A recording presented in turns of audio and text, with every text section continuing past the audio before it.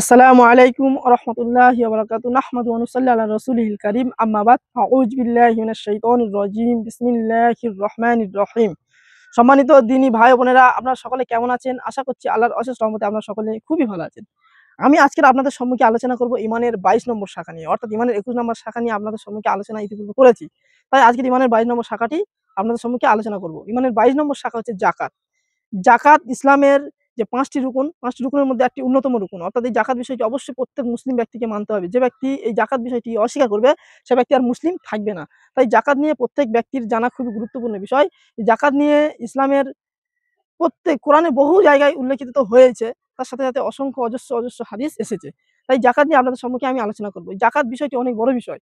আপনার সম্মুখে যদি যাকাত নিয়ে আলোচনা করি, তো অনেক বড় হয়ে যাবে। তাই আমি যাকাত নিয়ে আপনাদের সম্মুখে ২ টি পর্বে আলোচনা করব। অর্থাৎ ১ম পর্বে কয়েকটি অর্থাৎ ৫ টি পয়েন্ট নিয়ে আলোচনা করব এবং ২য় পর্বে যে যাকাতের গাণিতিক বিশ্লেষণ, অর্থাৎ যাকাত কোন খাতে কত পার্সেন্ট দিতে হবে বা এত পরিমাণে কত, এই নিয়ে আপনাদের সম্মুখে গাণিতিকভাবে আপনাদের সম্মুখে বুঝিয়ে তুলে ধরব যাকাত নিয়ে। এই যাকাত নিয়ে যে ৫ টি পয়েন্ট আপনাদের সম্মুখে আলোচনা করব, তার ১ম পয়েন্ট হলো যাকাতের অর্থ। ২ নম্বর পয়েন্ট হচ্ছে জাকাতের প্রতি উৎসাহ প্রদান করা, জাকাত না দেওয়ার পরিণতি। ৩ নম্বর পয়েন্ট হচ্ছে জাকাত প্রত্যাখ্যানকারীর হুকুম।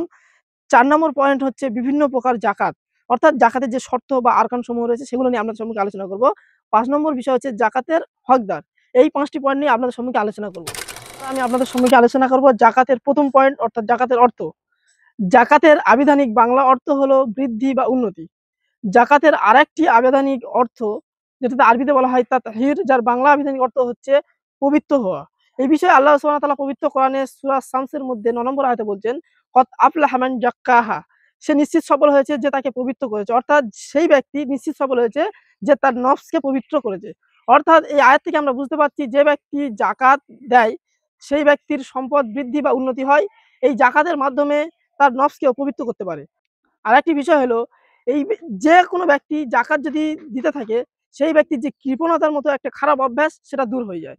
অর্থাৎ ইসলামিক পরিভাষায় যাকাত তাকে বলা হয় যে নির্দিষ্ট সম্পদের ভিতর শরিয়ত কর্তৃক নির্ধারিত পরিমাণকে যাকাত বলে, যা বিশেষ শ্রেণী ও নির্দিষ্ট ক্ষেত্রে ব্যয় করা প্রত্যেক মুমিনের জন্য ওয়াজিব। এবারে পরবর্তী ২য় পয়েন্টে চলে যাব। জাকাত জাকাতের প্রতি উৎসাহ প্রদান করা এবং জাকাত না দেওয়ার পরিণতি। এই বিষয়ে আমরা সম্পূর্ণ কোরআন এবং হাদিস থেকে আমরা পরপর বাণী শুনে নেব। তারপর আমরা এর বিস্তারিত জেনে নেব। এই বিষয়ে আমরা পবিত্র কোরআনের সূরা তওবা সূরা নম্বর ৯ আয়াত নম্বর ৩ এর মধ্যে আল্লাহ সুবহানাহু ওয়া তাআলা বলছেন, তাদের সম্পদ থেকে সাদকা নাও, এর মাধ্যমে তাদেরকে তুমি পবিত্র ও পরিশুদ্ধ করবে এবং তাদের জন্য দোয়া করো। নিশ্চয়ই তোমার দোয়া তাদের জন্য প্রশান্তিদায়ক। পরবর্তী আরেকটি আয়াতে চলে যাব, সূরা যারিয়াত সূরা নম্বর ৫১ আয়াত নম্বর ১৫ থেকে ১৯। এখানে আল্লাহ সুবহানাহু ওয়া তাআলা বলছেন, নিশ্চয়ই মুত্তাকিরা থাকবে জান্নাত সমূহে ও ঝর্ণাধারায়। তাদের রব তাদের যা দিবেন তা তারা খুশিতে গ্রহণকারী হবে। ইতিপূর্বে এরাই ছিল সৎকর্মশীল, রাতের সামান্য অংশই এরাই ঘুমিয়ে কাটাতো, আর রাতের শেষ প্রহরে এরা ক্ষমা চাওয়ায় রত থাকতো। আর তাদের সম্পদে রয়েছে প্রার্থী ও বঞ্চিতদের হক। তো এই আয়াত থেকে আমরা শুনে নিলাম। এবারে আরেকটি আয়াতে চলে যাব, সূরা তওবা ৩৪ নম্বর আয়াত। এখানে আল্লাহ সুবহানাহু ওয়া তাআলা কি বলছেন, যারা সোনা ও রূপা পুঞ্জীভূত করে রাখে, অর্থাৎ জমা করে রাখে এবং তা আল্লাহর রাস্তায় খরচ করে না, তুমি তাদেরকে বেদনাদায়ক আযাবের সুসংবাদ দাও। এবার আরেকটি আয়াতে চলে যাব, সেটা হচ্ছে সূরা আল ইমরান সূরা নম্বর ৩ আয়াত নম্বর ১৮০। এখানে আল্লাহ সুবহানাহু ওয়া তাআলা বলছেন, আল্লাহ যাদেরকে তার অনুগ্রহ থেকে যা দান করেছেন তা নিয়ে যারা কৃপণতা করে, তারা যেন ধারণা না করে যে তা তাদের জন্য কল্যাণকর, বরং তা তাদের জন্য অকল্যাণকর। যা নিয়ে তারা কৃপণতা করেছিল কিয়ামত দিবসে তা দিয়ে তাদের বেড়ি পোড়ানো হবে। এই আয়াতের পরিপ্রেক্ষিতে একটা আমরা হাদিস জেনে নেব। সহিহ বুখারীর একটা হাদিস। আবু হুরায়রা রাদিয়াল্লাহু তাআলা আনহু থেকে বর্ণিত, তিনি বলেন, আল্লাহ রাসূল সাল্লাল্লাহু আলাইহি সাল্লাম বলেছেন, যাকে আল্লাহ সম্পদ দান করেছেন কিন্তু সে এর যাকাত আদায় করেনি, কিয়ামতের দিন তার সম্পদকে টেকো মাথা বিশিষ্ট বিষধর সাপ, অর্থাৎ বুঝতে পারছেন, যে ব্যক্তি যাকাত আদায় করেনি কিয়ামতের দিন আল্লাহ সুবহানাহু ওয়া তাআলা তার সম্পদকে কি করবে, টেকো মাথা বিশিষ্ট বিষধর সাপের আকৃতি দান করে তার গলায় ঝুলিয়ে দেওয়া হবে। তার সাপটি তার মুখের দুপাশে কামড়ে বলবে, আমি তোমাদের সম্পদ, আমি তোমাদের জমাকৃত মাল। অতঃপর আল্লাহ রাসূল সাল্লাল্লাহু আলাইহি ওয়াসাল্লাম সাহাবীদের নিকট একটি আয়াত পেশ করে শোনাচ্ছিলেন। সেটা হচ্ছে সূরা আল ইমরানের ১৮০ নম্বর আয়াত, যেটা আমি পূর্বে আপনাদের সম্মুখে বলেছি। তো আপনারা শুনলেন যাকাতের ২ নম্বর পয়েন্টটি নিয়ে, সেটা কি ছিল? জাকাতের ২ নম্বর পয়েন্ট ছিল জাকাত দেওয়ার নিয়ে যে উৎসাহ প্রদান করা এবং জাকাত না দেওয়ার পরিণতি। এবারে আমরা জেনে নেব জাকাত না দেওয়ার হুকুম, অর্থাৎ যে ব্যক্তি জাকাতকে অস্বীকার করবে তার হুকুম। এই বিষয়ে আমরা সরাসরি জেনে নেব। জাকাত ইসলামের একটি ফরজ ও রুকুন, যথাসম্ভব সম্পদের জাকাত দ্রুত বের করা ওয়াজিব। সকল আলিম একমত যে জাকাত ত্যাগ করা কাবিরা গুনাহ। যদি কেউ জানে জাকাত ফরজ, তারপরও জাকাত ফরজ হওয়াকে অস্বীকার করে, জাকাত প্রদান করা থেকে বিরত থাকে সে কাফির ও ইসলাম থেকে বহিষ্কৃত। মুসলিম শাসকের দায়িত্ব কুফরির কারণে তাকে হত্যা করা। আর যদি সে নতুন মুসলিম হয় অথবা ইলম ও ইসলামিক জ্ঞান শহর থেকে দূরে অবস্থান করে না জানার কারণে, তবে তাকে অবকাশ দিবে। যদি সে মুসলিমদের পাশে থেকে না জানার দাবি করে তার কথায় কর্ণপাত করা হবে না, কারণ জাকাত ইসলামের অপরিহার্য বিধান, মুসলিম মাত্র সবই জানে। এবার আমরা জানবো 4 নম্বর পয়েন্ট, সেটা হচ্ছে বিভিন্ন প্রকার জাকাত। এই বিভিন্ন প্রকার জাকাতের মধ্যে আরেকটি পয়েন্ট যুক্ত হয়ে রয়েছে, সেটা হচ্ছে জাকাত ফরজ হওয়ার শর্ত। বিভিন্ন প্রকার জাকাত এবং জাকাত ফরজ হওয়ার যে শর্ত, এই দুটো একই পয়েন্ট প্রায়, তাই এই দুটো পয়েন্টকে আমি একসাথে রেখেছি। তো বিভিন্ন প্রকার জাকাত বলতে যে জমাকৃত জাকাত সম্পদ যেটাকে বলা হয়, অর্থাৎ সোনা, রূপা, ফসল, তারপরে প্রাণী, জমি জামা, এই যে বিভিন্ন জমাকৃত রাখা হয় এইগুলো। কিন্তু এইগুলো দিতে হবে, সে তার জন্য কিছু শর্ত রয়েছে। সেগুলো এই যে জমাকৃত সম্পদ, অর্থাৎ যে বিভিন্ন সম্পদের উপর যে জাকাত, এইগুলো দেওয়ার জন্য একটা শর্ত রয়েছে। সেই শর্তের মধ্যে প্রথম শর্ত কি হচ্ছে, ব্যক্তি স্বাধীন হওয়া। অর্থাৎ জাকাত ফরজ হওয়ার জন্য ব্যক্তির স্বাধীন হওয়া জরুরি, কারণ গোলাম ও দাসের উপর জাকাত ফরজ নয়, তবে তাদের পক্ষ থেকে জাকাতুল ফিতর আদায় করা জরুরি, যার বর্ণনা সামনে আসবে। দ্বিতীয় শর্ত মুসলিম হওয়া। জাকাত ফরজ হওয়ার জন্য ব্যক্তির সাবলীক ও বিবেক সম্পন্ন হওয়া জরুরি, এটি আলেমদের বিশুদ্ধ মত। অতএব নাবালক ও পাগলের সম্পদে জাকাত ফরজ, অভিভাবকগণ তাদের সম্পদ থেকে জাকাত বের করবেন। তৃতীয় নম্বর শর্ত হচ্ছে সম্পদ নিসাব পরিমাণ হওয়া। শরিয়াত কর্তৃক সম্পদের নির্দিষ্ট পরিমাণকে নিসাব বলা। সম্পদ নির্দিষ্ট পরিমাণ বা তার চেয়ে বেশি হলে তাতে জাকাত অজিব।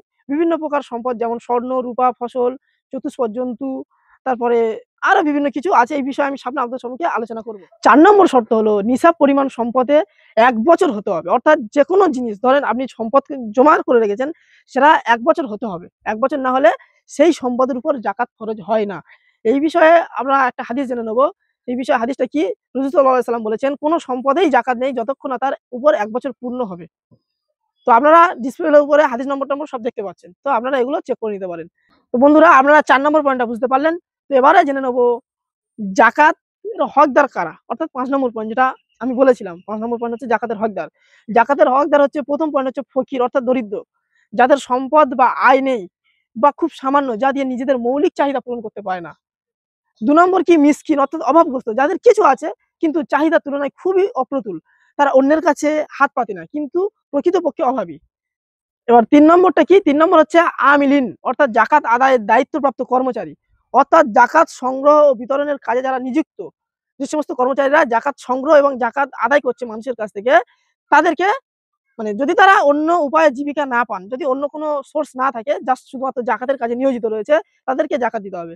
4 নম্বর হচ্ছে মুআল্লাফাতুল কুলুব, অর্থাৎ যারা ইসলামে নতুন এসেছে অথবা যাদের হৃদয় ইসলামের দিকে ঝুঁকানোর জন্য সাহায্য দরকার, যেটাকে সহজে বললে হয় ইসলামে সদ্য আগত কিংবা যাদের ইসলাম প্রতি ভালোবাসা বাড়ানোর জন্য সাহায্য দরকার। এবার 5 নম্বর, অর্থাৎ জাকাতের হকদার যারা, তাদের মধ্যে 5 নম্বরটা হচ্ছে কি, রিকাব, দাস মুক্তি, যারা দাসত্বে আছে তাদের মুক্ত করার জন্য বা বন্দি মুক্তির জন্য জাকাত দিতে হবে। 6 নম্বরটা কি হচ্ছে, গারিম, অর্থাৎ ঋণগ্রস্ত, যারা হালাল কারণে ঋণগ্রস্ত হয়ে পড়েছে এবং সেই ঋণ শোধ করার মতো সামর্থ্য নেই। এবারে 7 নম্বর পয়েন্ট, 7 নম্বর পয়েন্ট হচ্ছে কি, ফি সাবিলিল্লাহ, যেটা আমরা সকলে প্রত্যেক মুসলিমের মুখে শুনি, ফি সাবিলিল্লাহ, অর্থাৎ আল্লাহর রাস্তায়, যেটাকে বাংলা ভাষায় বলা হয়, যেটা সহজে বললে হয় ইসলামের পথে জিহাদ, দ্বীনি শিক্ষা, দাওয়া বা হজের জন্য জাকাত ব্যবহার করা যেতে পারে শর্ত সাপেক্ষে। 8 নম্বর পয়েন্ট হচ্ছে ইবনুস সাবিল, অর্থাৎ পথচারী মুসাফির, যে মুসাফির তার পথে অর্থশূন্য হয়ে পড়েছে এবং গন্তব্যে পৌঁছানোর মতো কিছুই নেই, তাদেরকে জাকাত দেওয়া অজীব। অর্থাৎ জাকাতের যে 8টা আমি পয়েন্ট আকারে যে আপনাদের সম্মুখে 8টা বিষয় তুলে ধরলাম জাকাতের হকদার। তো আশা করি আপনারা বুঝতে পেরেছেন জাকাতের হকদার কারা, জাকাত না দিলে কি পরিমাণ তার হুকুম রয়েছে, এবং জাকাত না দিলে সে মুসলিম থাকবে কি থাকবে না, এইসব বিষয় খুঁটিনাটি বিষয় জানতে পারলাম। এর পরবর্তীতে আপনাদের সম্মুখে জাকাত নিয়ে দ্বিতীয় পর্বে আসবো, সেটা হচ্ছে জাকাতের বিভিন্ন যে গাণিতিক ক্যালকুলেশন, সেটা আমি আপনাদের সম্মুখে অঙ্কের মাধ্যমে বুঝিয়ে দেবো। তো এই বলে আমি আজকের ভিডিও ইতি করছি। ওয়া আখিরু দাওয়ানা আনিল হামদুলিল্লাহি রাব্বিল আলামিন। আসসালামু আলাইকুম ওয়া রাহমাতুল্লাহি ওয়া বারাকাতুহু।